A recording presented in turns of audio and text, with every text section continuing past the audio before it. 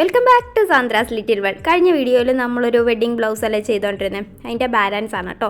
Back നെക്കിൽ നമ്മൾ തിലകം stone ഒട്ടിച്ചിട്ട് അതിനെ ഹൈലൈറ്റ് ചെയ്തെടുക്കുവാണ് കേട്ടോ ചെയ്യുന്നത് ഇപ്പോൾ.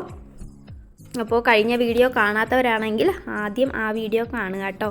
അപ്പോൾ വളരെ ഇൻട്രസ്റ്റിംഗ് ആയിട്ടുള്ളൊരു വീഡിയോ ആണ്. അതേപോലെ ഔട്ട്ലുക്ക് പറയാൻ പറ്റില്ല, അത്രയ്ക്കും ഭംഗിയാണ് കേട്ടോ. ടിഷ്യൂൻ്റെ മെറ്റീരിയലിൽ ഹാൻഡ് വർക്ക് ചെയ്തെടുക്കുമ്പോൾ കിട്ടുന്നത്. അപ്പോൾ അപ്കമിങ് ബ്രൈഡ്സ് ആരെങ്കിലും കേരള ടിഷ്യൂൻ്റെ തന്നെ ബ്ലൗസാണ് പ്രിഫർ ചെയ്യുന്നതെങ്കിൽ ഈ ഹാൻഡ് വർക്ക് ഒരു സൂപ്പർ ചോയ്സാണ് കേട്ടോ. നല്ല ഔട്ട്ലുക്ക് ആയിരിക്കും ഈ ഹാൻഡ് വർക്കിന് കിട്ടുന്നത്.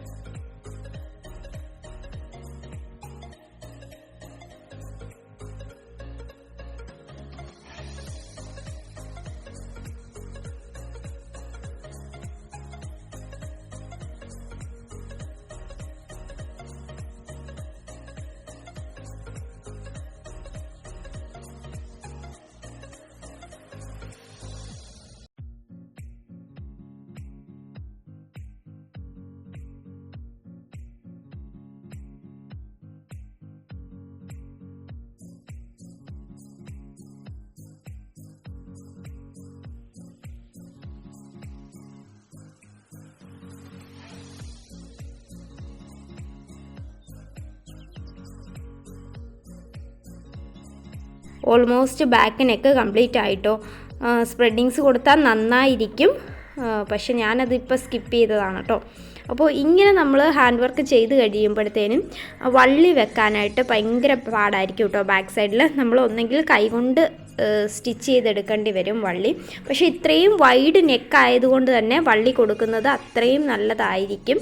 അഥവാ എന്തെങ്കിലും പ്രശ്നം ഉണ്ടെങ്കിൽ വള്ളി വെച്ച് കെട്ടുമ്പോൾ നമുക്ക് ഷോൾഡർ സ്ലോപ്പ് ഒന്ന് മാനേജ് ചെയ്യാൻ പറ്റും കേട്ടോ. സ്ലീവ്സ് എടുത്തു.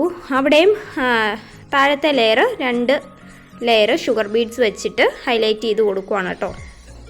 അപ്പോൾ ഞാൻ ഇതിൻ്റെ ബോർഡറിൻ്റെ താഴെയും അതേപോലെ ബോർഡറിൻ്റെ മുകളിലുമായിട്ട് 2 ലെയറായിട്ടാണ് ബോർഡർ ഹൈലൈറ്റ് ചെയ്യാൻ പോകുന്നത്. നമ്മൾ ആ പിക്കിൽ കണ്ട രീതി തന്നെയാണ് നമ്മുടെ മുത്തിന് കളർ ചേഞ്ച് ഉണ്ടെന്നേ ഉള്ളൂ കേട്ടോ. സെയിം അല്ല, എന്തൊക്കെയോ ചെറിയ വ്യത്യാസങ്ങളുണ്ട് കേട്ടോ.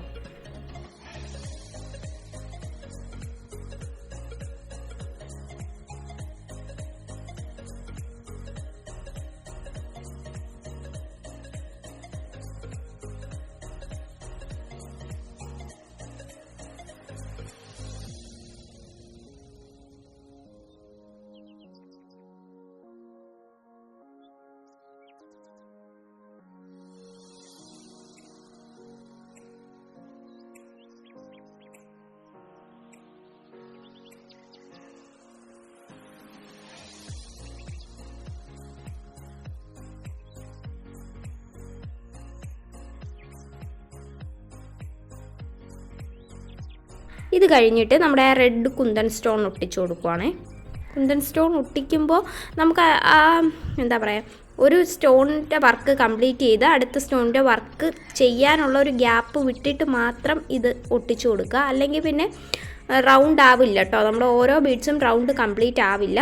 ആ ഒരു ഗ്യാപ്പ് മനസ്സിലാക്കിയിട്ട് മാത്രം ഒട്ടിച്ചു കൊടുക്കുക. അതിൻ്റെ ഗ്യാപ്പ് മനസ്സിലാവുന്നില്ല എങ്കിൽ ആദ്യം ഒരു സ്റ്റോൺ ഒട്ടിച്ച് അതിൻ്റെ ചുറ്റിനും ഇതേപോലെ അതൊന്ന് കംപ്ലീറ്റ് ചെയ്തെടുക്കുക. എന്നിട്ട് മാത്രം അടുത്ത സ്റ്റോൺ ഒട്ടിക്കുക. അങ്ങനെ ഒരു 2-3 വട്ടം ചെയ്യുമ്പോഴത്തേനും ഓട്ടോമാറ്റിക്കലി നമുക്ക് മനസ്സിലാവും കേട്ടോ എന്തോരം ഗ്യാപ്പ് വേണമെന്നുള്ളത്. അതേപോലെ ആ തിലകം സ്റ്റോൺ ഒട്ടിക്കുമ്പോഴും അതിൻ്റെ മുകൾ ഭാഗം ഒരു സ്റ്റോൺ ഇട്ട് കംപ്ലീറ്റ് ചെയ്ത് തിലകത്തിൻ്റെ ഷേപ്പ് തന്നെ നമ്മൾ ക്രിയേറ്റ് ചെയ്തെടുക്കാൻ നോക്കുക. എന്നാൽ മാത്രമേ ഭംഗി കിട്ടുള്ളൂ. ആ തിലകത്തിൻ്റെ ഷേപ്പ് പോയി കഴിഞ്ഞാൽ പിന്നെ ഭംഗി കിട്ടില്ല കേട്ടോ.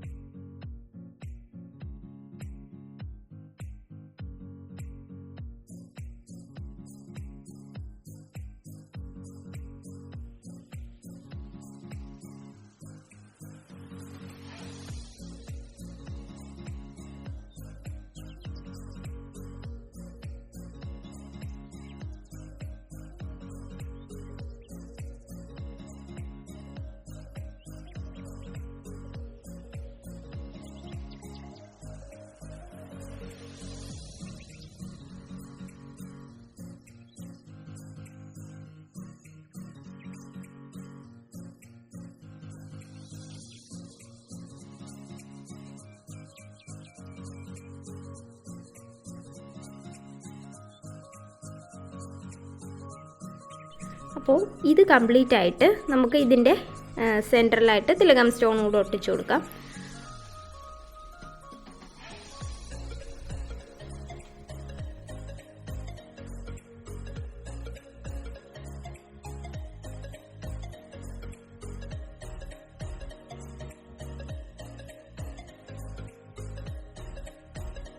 ഇതൊക്കെ ഒട്ടിച്ച് കഴിഞ്ഞിട്ട് ഉണങ്ങാനായിട്ട് അല്പം ടൈം എടുക്കും കേട്ടോ.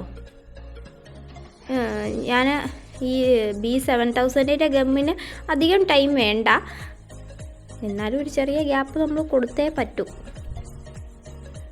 ഇതാ ആ തിലകമിൻ്റെ ഷേപ്പ് കറക്റ്റ് മുകളിലോട്ട് കൂർത്ത് തന്നെ നിൽക്കണം കേട്ടോ.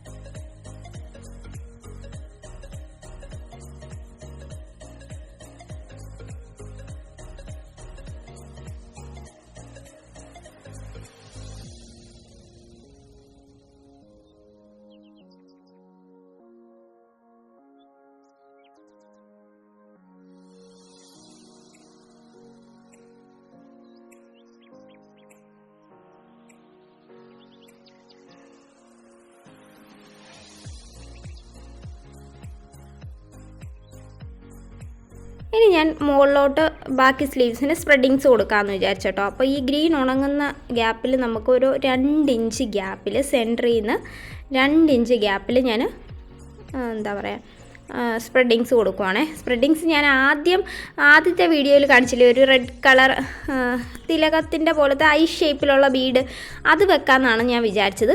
പിന്നെ ഞാൻ എൻ്റെ തീരുമാനം മാറ്റി, ഐസ് ഷേപ്പും വെച്ച് നോക്കി, ഈ റെഡ് കളർ കൂടെ വെച്ച് നോക്കിയപ്പോൾ എനിക്കെന്തോ ഈ റെഡ് റൗണ്ട് ബീഡാണ് കേട്ടോ ഇഷ്ടപ്പെട്ടത്.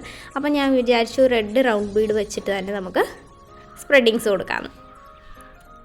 ആദ്യം പക്ഷേ ഞാൻ അത് വെച്ചിട്ട് ചെയ്യാമെന്നാണ് വിചാരിച്ചത്. അതാണ് ഞാൻ വീഡിയോയിൽ അത് എടുത്ത് കാണിച്ചത് കേട്ടോ. ഇനി നമുക്ക് തിലകവും ഹൈലൈറ്റ് ചെയ്തെടുക്കണം, അതേപോലെ നമ്മുടെ ഈ സ്പ്രെഡിങ്സും ഹൈലൈറ്റ് ചെയ്തെടുക്കണം. അത്രയേ ഉള്ളൂ കേട്ടോ. അത്രയേ ഉള്ളൂ എന്ന് ഈസി ആയിട്ട് ഞാൻ പറഞ്ഞു, എന്നാൽ 13.5 മണിക്കൂർ എടുത്തു കേട്ടോ ഇത്രയും ചെയ്തെടുക്കാനായിട്ട്. ബ്രൈഡൽ വർക്കായതുകൊണ്ട് തന്നെ ടൈം എടുക്കും. നമ്മൾ അല്പം ബ്രൈഡലിൻ്റെ വർക്കാവുമ്പോൾ ഒന്നുകൂടെ നല്ലതായിട്ട് നിൽക്കണമല്ലോ, സാധാ നമ്മളെപ്പോഴും ചെയ്യുന്ന പോലെ ആയിരിക്കില്ലല്ലോ.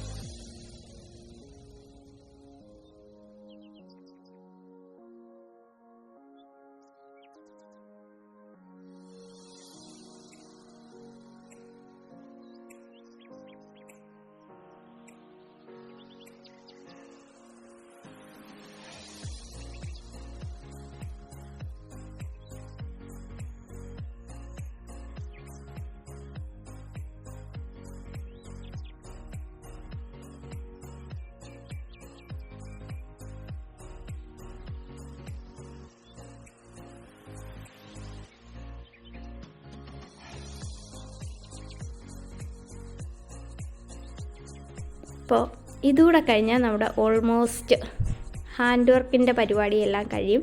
താഴെ ഹാങ്ങിങ്സ് കൊടുക്കേണ്ടവർക്ക് ഹാങ്ങിങ്സ് കൂടെ കൊടുക്കാം കേട്ടോ. ഗ്രീൻ കളർ ഹാങ്ങിങ്സ് ഒക്കെ കൊടുത്താൽ നല്ല ഭംഗിയായിരിക്കും. അപ്പം ഞാനത് ചെയ്തിട്ടില്ല. അപ്പോൾ ഇതാണ് നമ്മുടെ ഒരു സ്ലീവ്. ഇനി അടുത്ത സ്ലീവ് കൂടെ ചെയ്യണം കേട്ടോ. ഫ്രണ്ട് നെക്ക് ഇതേപോലെ, ബാക്ക് നെക്ക് അതേപോലെ, ഒരു സ്ലീവ്, അടുത്ത സ്ലീവ്. അപ്പോൾ പാലക്ക ഡിസൈനൊക്കെ പ്രിഫർ ചെയ്യുന്നവർ ഈ വർക്ക് എടുത്താൽ സൂപ്പറായിരിക്കും കേട്ടോ. നല്ല ഔട്ട്ലുക്ക് തന്നെ കിട്ടും നമുക്ക്. ഇനി ഇത് കട്ട് ചെയ്ത് സ്റ്റിച്ചിങ്ങിനായിട്ട് ഇറങ്ങാം. അപ്പോൾ ഞാൻ ആദ്യം ഹാൻഡ് വർക്കുള്ള മെറ്റീരിയലിന് എന്തായാലും ഇതേപോലൊരു കട്ടൗട്ട് ചെയ്ത് വെച്ചാൽ അത്രയും നല്ലതാണ് കേട്ടോ. നമുക്ക് ഈസി ആയിട്ട് ചെയ്യാൻ പറ്റും. അതേപോലെ മെഷർമെൻറ്റ് മാർക്ക് ചെയ്യാനായാലും എല്ലാം ഈസി ആയിട്ട് ചെയ്യാൻ പറ്റും. പക്ഷേ ടൈം എടുക്കും ഓരോ വർക്ക് കിട്ടുമ്പോഴും ഓരോ കട്ടൗട്ടൊക്കെ ചെയ്യാനായിട്ട്. പക്ഷെ നമ്മൾ പേപ്പറിൽ ചെയ്ത് വെച്ചിരുന്നാൽ മതി, നമുക്ക് തന്നെ എളുപ്പമാകും. 1 സൈഡ് പ്രഷർ ഫുട്ട് ഇട്ടിട്ടാണ് കേട്ടോ ഞാനിപ്പോൾ സ്റ്റിച്ച് ചെയ്തെടുത്തത്. അപ്പോൾ നെക്കും സ്ലീവ്സും ഞാൻ ചെയിൻ സ്റ്റിച്ച് സ്കിപ്പ് ചെയ്തത് എനിക്ക് പെർഫെക്റ്റായിട്ട് ചെയിൻ സ്റ്റിച്ച് ഇല്ലാതെ നെക്ക് അടിക്കാൻ പറ്റുമെന്നുള്ളത് കൊണ്ട് മാത്രമാണ് കേട്ടോ. അതാ നെക്ക് ഫിനിഷായി. ഇനി നമുക്ക് ഔട്ട്ലുക്ക് കണ്ടാലോ? വായോ. ഫ്രണ്ട് നെക്കാണേ. സ്പ്രെഡിങ്സ് കൂടെ കൊടുത്താൽ നന്നായി കിട്ടും കേട്ടോ. സ്ലീവ്സ്